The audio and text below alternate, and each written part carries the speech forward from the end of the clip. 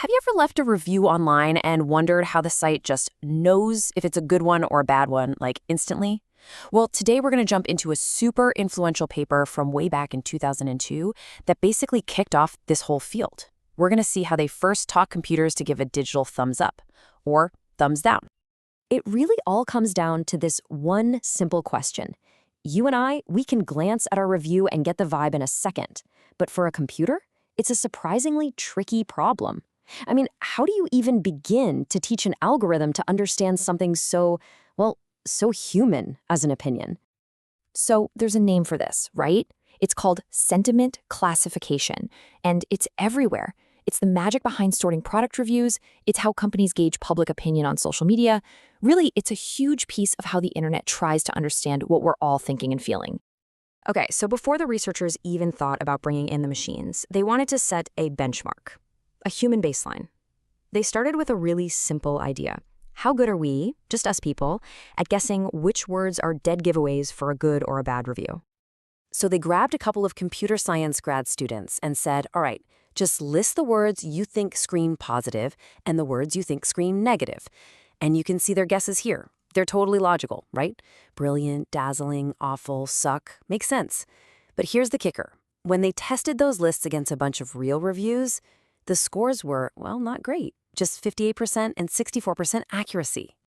To try and do better, the researchers themselves made a list. They used their own intuition, but also kind of peeked at the data to find some less obvious words, things like still or even just a question mark. And that managed to push the score up to 69%. So that became the number to beat. The big question was, could a machine do better? All right, now it's the machine's turn.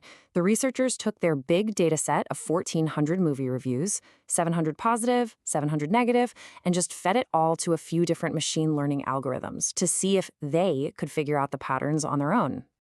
To do this, they used a really classic technique called the bag of words approach. And it's pretty much exactly what it sounds like. You take a review, you throw out all the grammar, you ignore the sentence structure, and you just dump all the words into a virtual bag. The only thing the algorithm cares about is what words are in the bag. That's it. They tried a few algorithms, but let's look at the two main players. First up is Naive Bayes. You can think of this one like a detective. It looks at every single word as an independent clue and then calculates the odds that all these little clues point to a positive or a negative review. Then you've got Support Vector Machines, or SVM. This one's more like a judge. It's not about probabilities, it's about finding the one perfect, decisive line that best separates all the good reviews from all the bad ones. All right, so the stage is set, man versus machine. How did our detective and our judge actually do against that human baseline of 69%? And wow, the results were not even close. The best algorithm, that SVM judge, hit an accuracy of almost 83%. It didn't just beat the human score, it absolutely crushed it. This was a huge deal. It proved that letting the machine learn for itself directly from the data was way, way better than relying on our own human intuition. But here's the really cool part. How did the machine pull this off? This is where they stumbled onto something fascinating. See, for figuring out a document's topic, like if it's about sports, what usually matters is word frequency. How many times does the word ball or score appear? But for sentiment, they found the opposite was true. What mattered was word presence, just the fact that a word appeared at all. Think about it. A single word like awful is a way stronger signal for a negative review than seeing the word good 5 times. Okay, so 83% is great for sure, but it's not 100%, right? It's not even 90. And these same algorithms were getting way higher scores on just identifying topics.